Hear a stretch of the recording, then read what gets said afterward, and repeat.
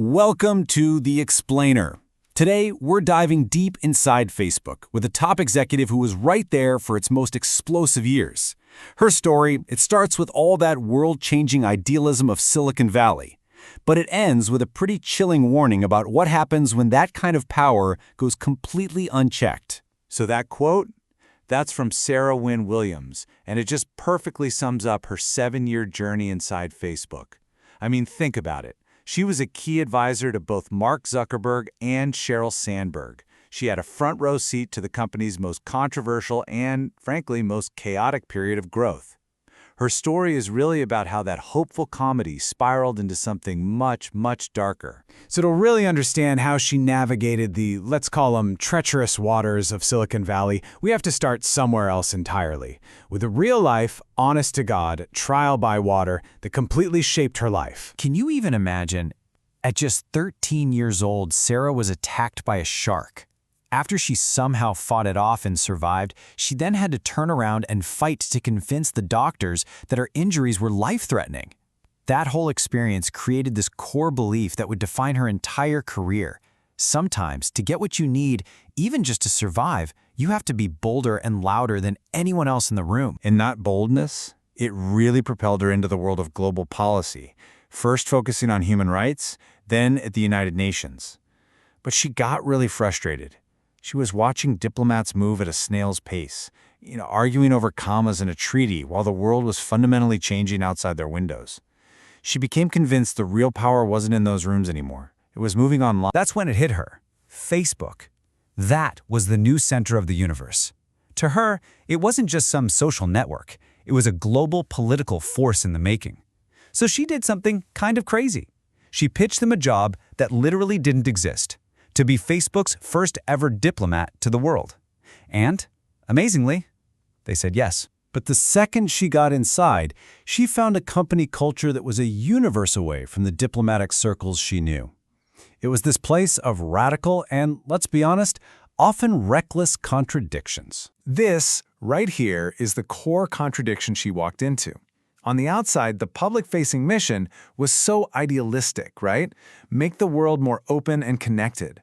But on the inside, the real mantra, the one that truly drove the engineers and the whole culture, was move fast and break things. And that wasn't just a slogan, it was a command. It meant prioritize speed over everything else, disruption over caution. And the consequences?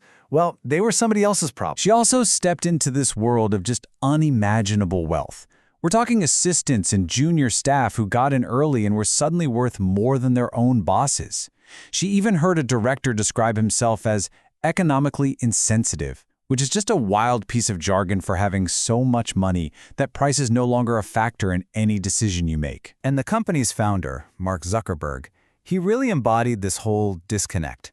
Here's a guy who created one of the most powerful political tools in history, but he showed almost zero interest in actual politics or world leaders. When Sarah, who's from New Zealand, set up a meeting with her country's prime minister, Zuckerberg just flat out refused. He treated it like some annoying distraction from his real work, which was coding. And then, of course, there was Sheryl Sandberg, the famous number 2. Publicly, she was the empowering feminist icon who wrote Lean In. But behind closed doors, she could be incredibly intimidating. Sarah tells this story where, after she pulled off a huge successful meeting in Japan, she tried to share the credit with her team. Sandberg just snapped at her, learn how to take a compliment. It was a little glimpse into this demanding, high-pressure style that kept everyone walking on eggshells. So as Facebook is just racing across the globe to connect everyone, that idealistic mission to make the world more open and connected, it starts to fracture. It just keeps smashing up against the hard realities of culture, politics, and the fallout from moving way, way too fast. Some of their early attempts at diplomacy were frankly a train wreck. There was this one crucial meeting with German officials who were worried about hate speech. Facebook's head of policy tries to build some rapport by mentioning that she's Jewish and then immediately says, "I don't bring that up because of the Holocaust." Later, trying to explain cultural differences, she brought up Germans sunbathing topless. The whole meeting was a complete and utter disaster. Okay, then there was the company's big, grand plan to connect the developing world, a project called Free Basics. The idea was to offer this walled garden of free, text-only apps. But in a place like India, it wasn't seen as a gift. It was seen as digital colonialism, a clear violation of net neutrality. Local activists and regulators fought back hard, and the whole project just failed spectacularly. It was a huge humiliation for Facebook. And that failure in India, it fundamentally changed Mark Zuckerberg. The hands-off idealist was just gone. In his place was a leader who now openly admired Uber's street fighter tactics. Wynne Williams describes this meeting where he starts talking about going on the offense against anyone who got in their way. He wanted to mobilize Facebook users into pro-Facebook activists. The mission wasn't just connecting the world anymore, it was about conquering it. And nowhere were the consequences of this mentality more devastating than in Myanmar. As Facebook exploded in popularity there, it became a tool for inciting a horrific genocide against the Rohingya minority. The internal failures were just staggering. There were no community standards in the Burmese language. The report button wasn't even translated. And for a country with millions of users, Facebook employed just 2 Burmese-speaking moderators.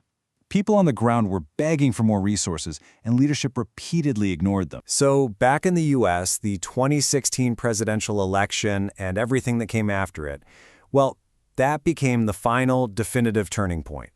It revealed a chilling new ambition at the very, very top of the company. After the election, Facebook is getting hammered with accusations that it helped Donald Trump win.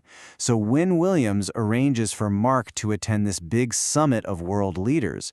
Her hope was that they would finally confront him, hold his feet to the fire, force him to actually grapple with the platform's negative impact, and maybe teach him a thing or two about accountability. But that big reckoning she was hoping for? It never happened. Not even close. Instead of a confrontation, Mark got what she called a bubble bath. World leaders didn't challenge him at all. They were lining up to take selfies with him. They were asking him for the secrets to a success. He was completely insulated from reality. And that experience, it didn't teach him humility. It just reinforced his sense of absolute power. You get this chilling little glimpse into his evolving mindset from his choice of historical hero, Andrew Jackson. When he was asked why, Mark didn't talk about Jackson's complexities. He praised him for being ruthless, a populist, an individualist who got stuff done. It revealed this attraction to a model of power that's decisive and completely unconstrained by rules. And the final piece of the puzzle clicks into place on the private jet on the way home from that summit. As his team is explaining, in painstaking detail, how the Trump campaign had used Facebook's tools to win, Wynne Williams writes that Mark came to a dark realization. If Facebook could make a president, then he could be that president. And what was his personal challenge for the next year? A tour of key presidential primary states. So with this new ambition now consuming the company's founder, Wynne Williams felt the entire internal culture just sour beyond repair. Her disillusionment with the mission was one thing, but now it was coupled with a toxic work environment that she just couldn't ignore anymore. Her personal breaking point came from her new boss, a guy named Joel Kaplan, who is a powerful Republican operative and a close friend of Sheryl Sandberg. At a work party, he made some really inappropriate comments, and then on the dance floor, he ground up against her. A female colleague saw it happen and asked her, "Did you hear Joel call you sultry?"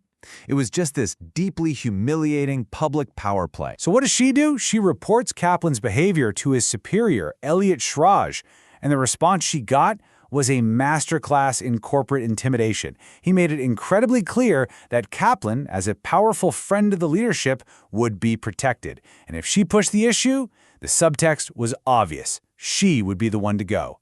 Not long after that, she was fired and escorted out of the building. Sarah Wynne Williams' journey from this idealistic believer to an exiled whistleblower, it tells a story about so much more than just Facebook.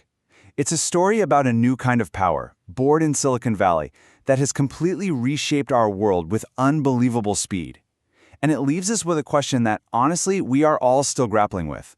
When a technology grows this powerful, who is ultimately responsible for what comes next?